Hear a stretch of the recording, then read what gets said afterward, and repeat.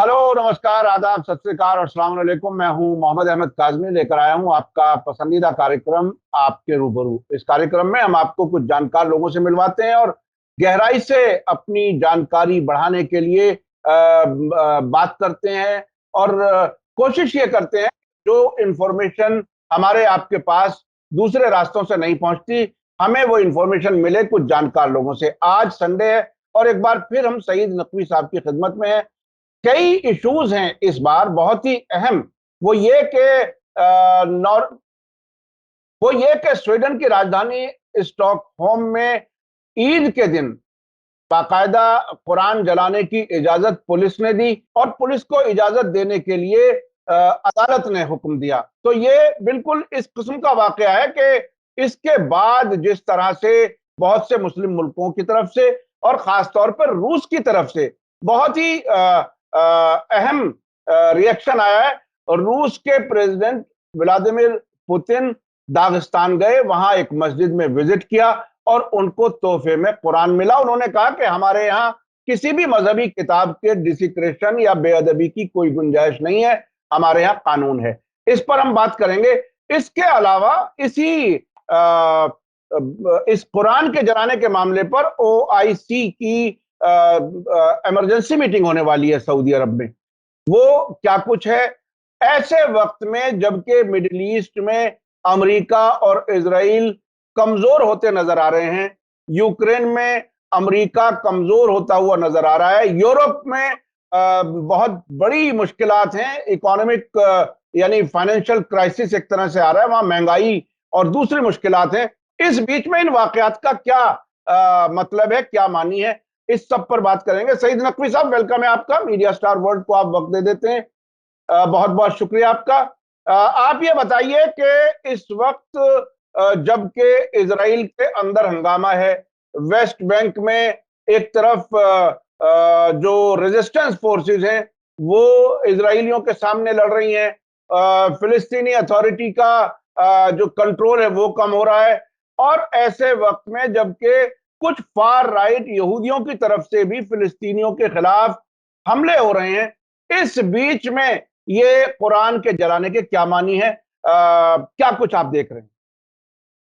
आप हमेशा जिस तरह से इब्तिदा करते हैं अपने प्रोग्राम की, खासकर जब मैं उसमें होता हूँ, और जैसे आप सराहते हैं, बड़ा जाहिर है अच्छा लगता है।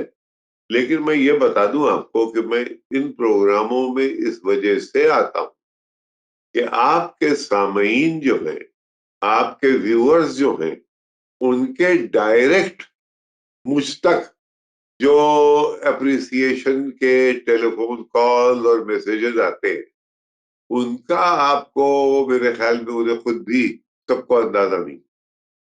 लिहाजा मुझे बड़ा अच्छा लगता है, बड़ी मसरत होती है कि जो बात मैं कह रहा हूँ उसका असर, वो असर अंदाज है।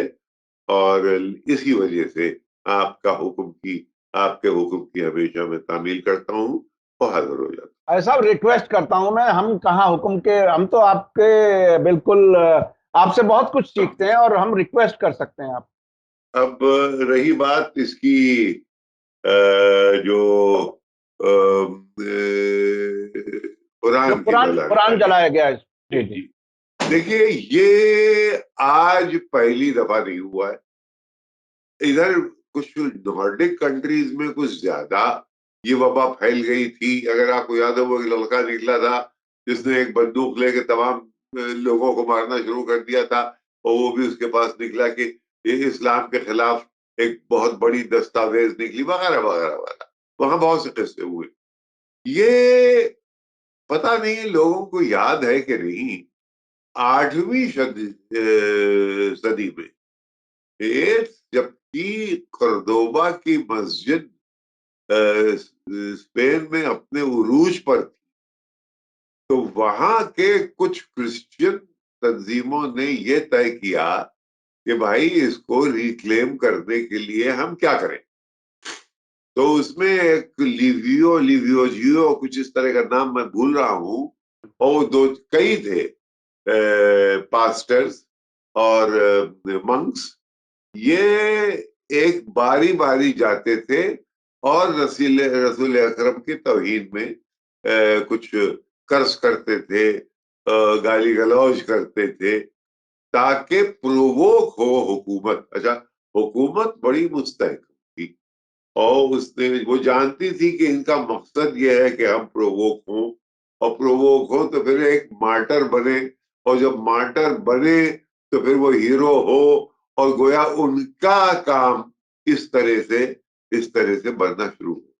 तो ये मजहब को, खासकर हमारे रसूल को, क्योंकि हमारा मजहब सबसे नया है, और एक उसकी ये भी वल्नरेबिलिटी है, ये उसका सबसे बड़ा, उसके विस्तार, जिस तरह से वो फैला, ये बताइए 632 में रसूल अकरम का इंतकाल हुआ है, और 711 में, यानी 711 में स्पेन में मुसलमानों की हुकूमत है, जिसका ये तस्करा मैं कर रहा हूँ वहां।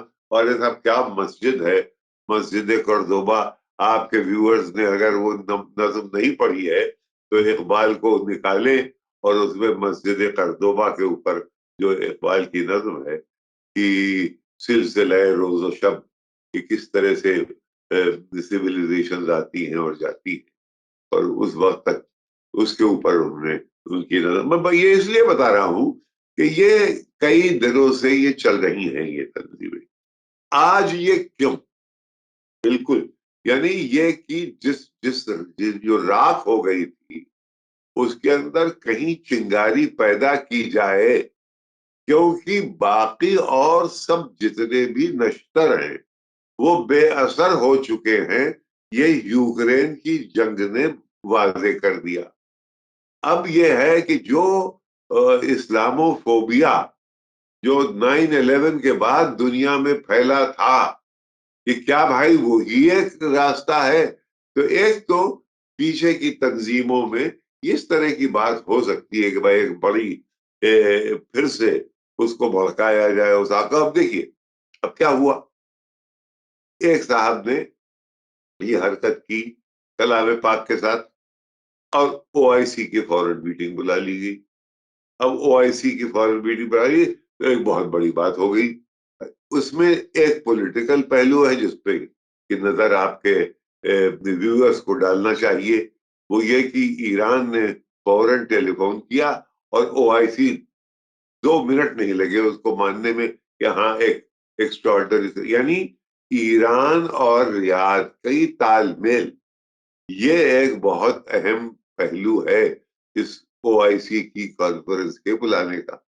एक और पहलू इसमें क्या निकलता है कि व्लादिमीर पुतिन, यानी जिनके खिलाफ ये था कि उन्होंने चेचन्स के खिलाफ क्या किया, जो मिलिट्री एक्शन, लेकिन वो दागिस्तान जो कि मुसलमान इलाका है रशा का, वहां मस्जिद में गए, वहां उनको एक कलाम पाक पेश किया गया, और उन्होंने एक सिचुएशन ऐसी बनाई, कोरियोग्राफ की, कि वो इसको क्रिटिसाइज कर सके इस हरकत को, कि भाई मजहबी किताबों की बेहुरमती हम नहीं,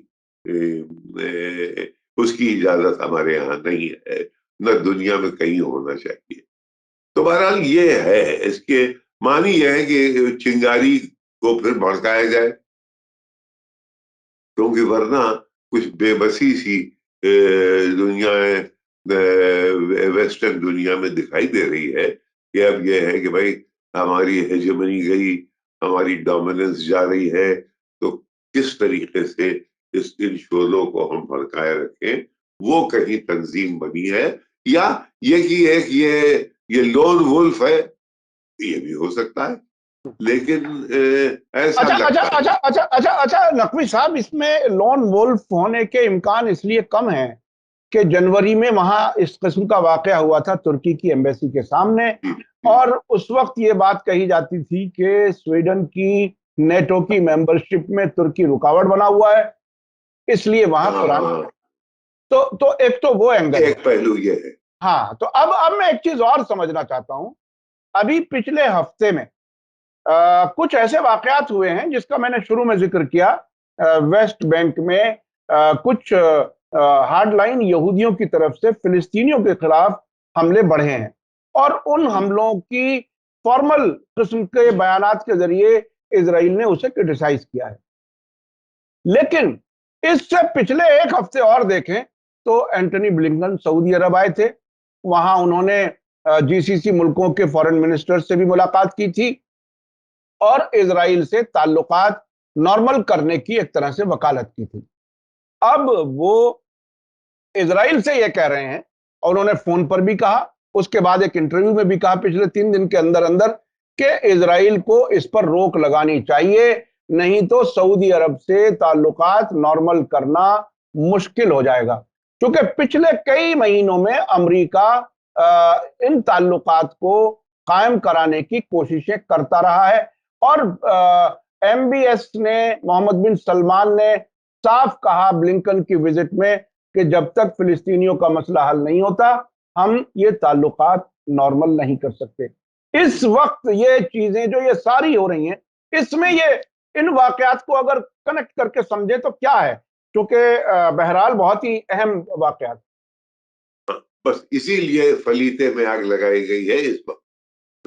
फलीते में आग इस वक्त इसीलिए लगाई गई है कि हर तरफ से आलम यहूद के ज़ायोनिज्म घिर गया है और देखेंगे आप कि धीरे धीरे रफ्ता रफ्ता अब फलस्तीनियों का मामला आखिर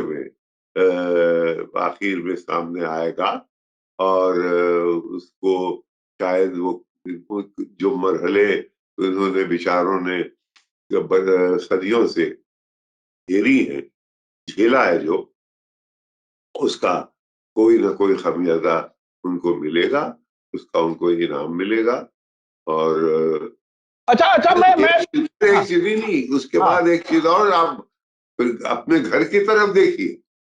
अगर फलस्तीनियों का मामला तय हो गया तो दुनिया यानी कायनात में फिर एक ही आध मसले रह जाएंगे और वो कहीं ऐसे ना हो जो कि हमारे घर के अंदर। ये है, फिर फोकस में वो आ जाए। देखिए अभी हाल में क्या हुआ, हाल में बहुत ही यानी जिसको कि बहुत ही डेकोरेट और पब्लिसिटी से उसको आराइश दी गई, उसको आरास्ता किया गया उस विजिट को। वहां उन्होंने एक प्रेस कॉन्फ्रेंस में, अब ये प्रेस कॉन्फ्रेंस भी बड़ी अजूबा थी क्योंकि वहां पे अमेरिकन प्रेसिडेंट की प्रेस कॉन्फ्रेंस में खुल के सवाल किए जाते हैं। यहां ये कहा गया कि साहब एक सवाल इधर से, एक सवाल उधर। वो सवाल उस लड़की ने, वॉल स्ट्रीट जर्नल ने ऐसा तीखा कर दिया जिसमें कि हिंदुस्तान का एक्सपोजर हो गया। अब जनाब ये लोग उसकी जान के पीछे पड़ गए कि ये साहब कौन है, ये तो प्लांटेड थी, क्योंकि उसका नाम इत्तेफाक से सिद्दीक है, सबरीना सिद्दीकी, सबरीना सिद्दीकी। जी जी जी जी जी।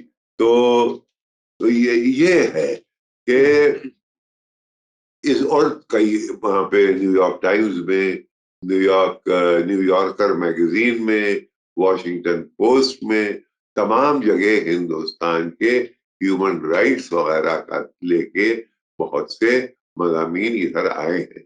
और तो हिंदुस्तान जो है वो, अच्छा ये नोटिस पे है हिंदुस्तान कि देखिए हम हाथ तो जोड़ रहे हैं आपके, हम हाथ तो जोड़ रहे हैं क्योंकि हमें आपकी जरूरत है चीन की वजह से, लेकिन एक कारतूस हमारे पास और भी है, वो है पब्लिक ओपिनियन। समझे? उसको हम कभी दबा भी सकते हैं और कभी कभी उसको उभार भी सकते हैं। तो लिहाजा ये याद रखें, यानी हमारे ही पास नहीं है दो तरफा कि भाई हम शेख भी खुश रहे, शैतान भी नाराज ना हो। वहां भी उन्होंने इस प्रेस कॉन्फ्रेंस के इस इशारतन ये बता दिया कि देखिए हम तो आपके बिल्कुल हाथ जोड़े खड़े हुए हैं क्योंकि आप हमारे खास, आप डेमोक्रेट्स हैं, आप डेमोक्रेसी हैं, हम भी, आप लार्जेस्ट डेमोक्रेसी हैं, लिहाजा और हमारी आपको हमारी जरूरत है, हमें आपकी जरूरत है चीन की वजह से। जी जी जी लेकिन अगर आपने मुंह फेरा तो फिर हमारी पब्लिक ओपिनियन देख रहे हैं आप, ये नोटिस।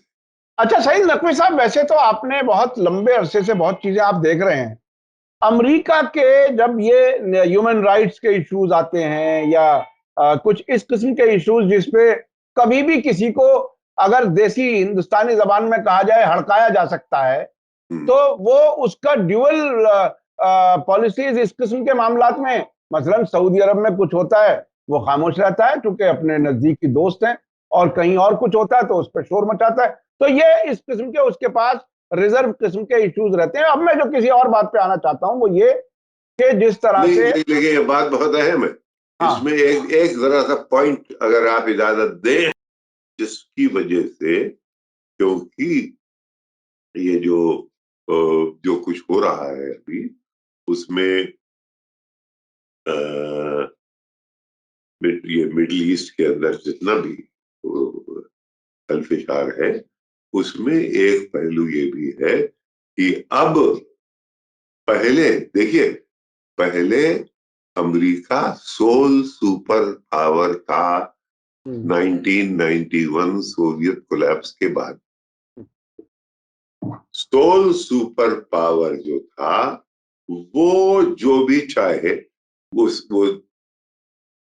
हमले करता था ग्रेनाडा पे, वो नोरिएगा को पकड़ लाता था पैरमा से, जैसे कोई जानवर पकड़ा जाता है।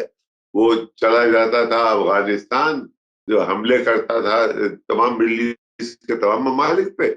और उससे कहते हुए लोग जरा सा डरते थे, क्योंकि वो चौधरी बड़ा था। उसके अलावा उसके मुकाबले में कोई नहीं। ये किस्सा है तबका, ये किस्सा है तबका के आतिश जमा था। लेकिन अब मामला ये है कि अब भैया की वो सूरत हाल नहीं है। तो लिहाजा पहले जो जो जो ये गीदड़ भपकी और डांट डपट के अपने इंटरनेशनल अफेयर्स को चला लेते थे, और दो तरह की पॉलिसी, यानी हम जो करें वो हम अलाउड है, क्योंकि उसे हम कहते हैं अमेरिकन एक्सेप्शनलिज्म, और आप जो करें तो आप गुनाहगार। ये जो है ये अब नहीं चलेगा। देखिए एक बात और, अगर आप इजाजत दें तो मैं, ये एक बहुत अहम चीज आपके व्यूअर्स को नजरअंदाज न करना चाहिए। वो ये कि जब कोई जंग खत्म होने लगती है तो डिप्लोमेसी बहुत अहमियत उसकी हो जाती है। अब आजकल क्या हो रहा है वो मैं आपके सामीन को पता, मसलन सितंबर में यहाँ दिल्ली में, नई दिल्ली में G20 की समिट। अब G20 की समिट में आपको अंदाजा नहीं है कि रूसी और दुनिया भर की चांसलरीज मारे मारे फिर रहे हैं कि वो नीचे वाला अफसर कहीं एक कॉमा और एक फुल स्टॉप अल्टीमेट कम्युनिके में न डाल दे, जिससे कि रूस का क्रिटिसिज्म हो जाए, रूस का कॉन्डेमनेशन हो जाए। ये चल रही है। ऐशा तानी एक ये डाल दो फिक्रा, वो कह नहीं साहब ये फिक्रे के मानी तो ये हैं। तो ये बहुत जबरदस्त पैमाने पे ये चल रहा, मैं आपको बता रहा हूँ। इसके बाद अब 4 तारीख को आप कह रहे हैं कि SCO की मीटिंग है, शंघाई कोऑपरेशन काउंसिल की। फिर उसके बाद जनाब अली मीटिंग है ब्रिक्स की। अब ब्रिक्स की मीटिंग जो है वो अगस्त में होगी साउथ अफ्रीका में। वहां पे एक कैच है। अब वो कैच क्या है कि जब हम किसी तरीके से पुतिन को पस्त न कर सके तो हम इंटरनेशनल क्रिमिनल कोड का रास्ता क्यों ना इख्तियार करें। लेकिन इंटरनेशनल क्रिमिनल कोड वहीं पे ऑपरेट कर सकता है जिस मुल्क ने की रोम स्टैट्यूट साइन किए हो। यानी इस टेरिटरी में अगर फला बंदा है, फला लीडर है जिसके खिलाफ आपके ये चार्जेस हैं, तो वो मुल्क ओब्लाइज्ड है कि वो उनको इंटरनेशनल क्रिमिनल कोर्ट को दे दे। अब यहाँ दो पहलू के साथ, साउथ अफ्रीका के सिरिल रामाफोसा एक जमाने में कम्युनिस्ट थे, ट्रेड यूनियन लीडर थे।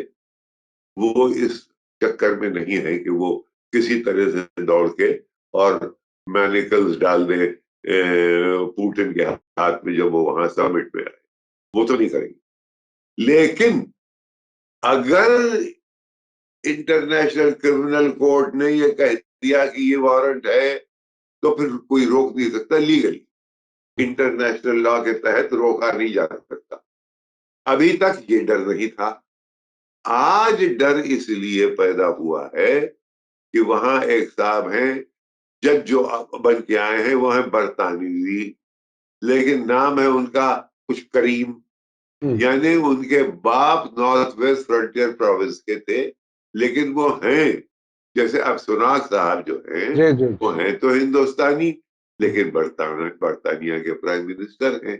तो अब डर ये है कि कहीं ये जज साहब इनको मैनिपुलेट न किया जाए कि वो वारंट इशू कर दें। अगर इन्होंने वारंट इशू कर दिया तो बड़ी एक एम्बैरेसिंग सी सिचुएशन इस समिट में पैदा हो जाएगी। तो दो चीजें डिस्कस की जा रही हैं।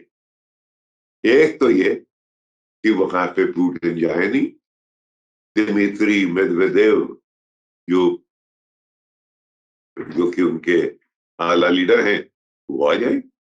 लेकिन नहीं, ये समिट बहुत अहम है, लिहाजा उनका होना जरूरी है। तो तय ये हो रहा है कि क्या इस समिट को साउथ अफ्रीका से बेजिंग हम ले जाएं। ये समिट बेजिंग में की जाए, जहां पे कि इंटरनेशनल क्रिमिनल कोर्ट का कोई एंगल नहीं है।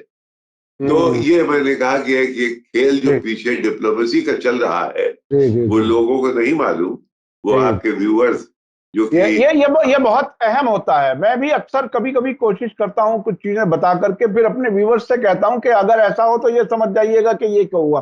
बहरहाल, अभी मैं जो एक सवाल करना चाहता हूं वो ये कि जैसा कि आपने कहा कि अब भैया की नहीं चलती, अमेरिका की अब वो हालत नहीं है जो 1990 के बाद थी, सोल सुपर पावर वाली। और उसके बाद ईरान जैसे मुल्क ने कई चीजों में जो नैरेटिव बनाने की अमेरिका ने कोशिश की थी, मसलन कुछ ग्रुप्स को टेररिस्ट कहने की, ईरान ने बाकायदा उसको सपोर्ट किया खुल करके, और वो उसको एक तरह से डिफ्यूज किया उस नैरेटिव को। अब ये बताइए कि इस वक्त जो OIC की इमरजेंसी मीटिंग होना तय हुआ है, ईरान के फॉरेन मिनिस्टर ने वहां बात की और उसके बाद फौरन फैसला हो गया। क्या आप इस पिछले जो मार्च में ऐलान हुआ था बीजिंग से, और अभी हम जून में हैं, जुलाई शुरू हो गया, इस वक्त तक इस तेजी से यहां तक अगर ये दोनों मुल्क पहुंच गए हैं, तो क्या इजराइल से ताल्लुकात नॉर्मल करने की जो अमेरिका की कोशिशें हैं लगातार, क्या ईरान से अच्छे ताल्लुकात के बावजूद सऊदी अरब उस तरफ जाएगा? ये दो रुखा तलवार है, ये दो रुखी तलवार है। इसमें एक तो ये कि अगर समझौता हो जाए तो ये हमारा जो मोहरा जो हमारे घर से चला गया है, उससे हमारे कुछ रिश्ते कायम हो जाएं। उस हद तक ईरान का कंट्रोल उसके ऊपर कम होगा और वो हमारा कंट्रोल कदरे आगे बढ़ेगा, कुछ ज्यादा होगा। एक पहलू ये। दूसरा ये है कि इस वक्त अगर इनके रिश्ते इजराइल से अच्छे होते हैं, तो फिर ये इजराइल की तरह ये नहीं होगा। इजराइल फिर मिडिल ईस्ट में मिडिल ईस्टर्न मुल्क की तरह रहना शुरू करेगा। यानी अब ये बहुत ही इन्फ्लेक्शन पॉइंट है कि अभी तक तो एक यूरोप का एक टुकड़ा हमने वहां खड़ा कर दिया था इन मिडिल ईस्ट में दूसरी जंग अजीम के बाद 1948 में। लेकिन अब ये है कि अगर जिस तरीके से आपने उस एरिया को डोमिनेट किया, अरे दुनिया जानती है कि आपके पास न्यूक्लियर वेपन्स हैं, अब ये सब चलेगा नहीं। अब आपको उस इलाके में सबके साथ मिलके चलना पड़ेगा। इसमें इजराइल का फायदा भी है, क्योंकि बहुत से मुल्क ऐसे हैं जो कि अमेरिकी एक्शन से और जंगों में बर्बाद हो गए हैं। उन मुल्कों के रिकंस्ट्रक्शन का मामला है, उसकी सलाहियतें इजराइल के पास हैं, उसके लिए दौलत ये जीसीसी ममालिक के पास है। इन दोनों का सिम्बियोटिक इनका रिश्ता अगर बने तो वो उस पूरे इलाके के लिए मुफीद होगा। और हमारे ख्याल में इसराइल को इस दायरे में लाने से फायदा होगा मिडिल ईस्ट का, क्योंकि उनके पास टेक्नोलॉजी बहुत है, उनके पास अच्छा अच्छा, नकवी साहब, मैं इसमें बीच में रोक करके आपसे बात करना चाहता हूं, मालूम करना चाहता हूं, वो ये कि देखिए, इन अरब मुल्कों में, अक्सर अरब मुल्कों में इलेक्शन नहीं होते, ये मोनार्कीज हैं, इसलिए अवाम की ओपिनियन को कंसीडर नहीं किया जाता, या अवाम की ओपिनियन सामने नहीं आती। ऐसी हालत में जब ऐसी हुकूमतें हैं, वो इजराइल से ताल्लुकात मिसाल के तौर पर बढ़ाती हैं, लेकिन साथ साथ इस इलाके में दो चीजें और हो रही हैं। रेजिस्टेंस फोर्सेस की मजबूती, ईरान की सपोर्ट उनको खुल करके है, और इजराइल के अंदर दो ताकतें बिल्कुल सामने टकरा रही हैं, जो अभी जुडिशियल ओवरहॉल के मामले में आमने सामने नजर आ रही हैं। तकरीबन 25 हफ्तों से लगातार प्रोटेस्ट हो रहे हैं, और दूसरी तरफ नई यहूदी बस्तियां वेस्ट बैंक में बढ़ाने के लिए अप्रूवल्स हो रहे हैं। यानी वहां खुद अंदर इतना बड़ा कॉन्फ्लिक्ट है कि वो क्या अरब ओपिनियन के मुताबिक इजराइल इन कॉन्फ्लिक्ट के बावजूद अपने आप को एडजस्ट करने की हालत में आ सकेगा? आपने अपनी उंगली अपनी उस नब्ज पे रख दी है, जो कि दरअसल अब एक्टिवेट होगा। ये डेमोक्रेसी और ऑटोक्रेसी और शेखडम्स और इन सब का एक साथ होना, देखिए किसी हद तक तो मोनार्की है हमारी, मोरक्को मोनार्की है, ये यमन, ये सऊदी अरेबिया। Saudi Arabia. तो इनमें लेकिन किसी हद तक एक एक झूठ मूठ का गोया आप ये देखेंगे कि कोई असेंबली वगैरह खड़ी की जाएगी, जिस तरीके से कि मोरक्को में है, जिस तरह से कि कुवैत में है। जी जी जी। यानी कुवैत में तकरीबन आधी डेमोक्रेसी है। हाँ। तो ये सब चेंजेस अब धीरे धीरे मेरे नॉर्मलाइज होने में ये भी एक फायदा होगा। यानी ये पुराने तरीके जो है वो नहीं चल पाएंगे। उसमें फिर आपके जितने भी उलेमा हैं उनको भी जरा सा दोबारा देखना पड़ेगा कि ये जो हमारे यहाँ तो महज तकलीद और हमारे यहाँ तो डेमोक्रेसी के खिलाफ है। यानी आप अगर आयात अल्लाह सिस्तानी से पूछिए तो वो कहेंगे हम डेमोक्रेसी के खिलाफ है, वेस्टर्न डेमोक्रेसी का। हमारे यहाँ तो एक लीडर होता है, हम लोग उसकी बात सुनते हैं। नहीं साहब, आयतुल्लाह सिस्तानी ने, आपको याद दिला दूं कि सद्दाम हुसैन की हुकूमत गिरने के बाद जितने भी इलेक्शन हुए हैं उसमें लोगों को ज्यादा से ज्यादा वोट डालने के लिए उन्होंने अपील की है। और हाँ हाँ, और ईरान में भी डेमोक्रेसी है। अभी जो मैं एक चीज और समझना चाहता हूं कि वो क्या क्या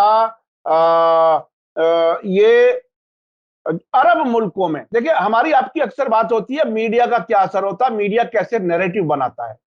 एक लंबे अरसे से अरब मुल्कों में वेस्टर्न मीडिया के इन्फ्लुएंस में ला करके अरब मीडिया के जरिए यह कहलाया जाता रहा है कि साहब इजराइल बनने में फिलिस्तीनियों की गलती है, फिलिस्तीनियों ने अपनी जमीनें बेची थी।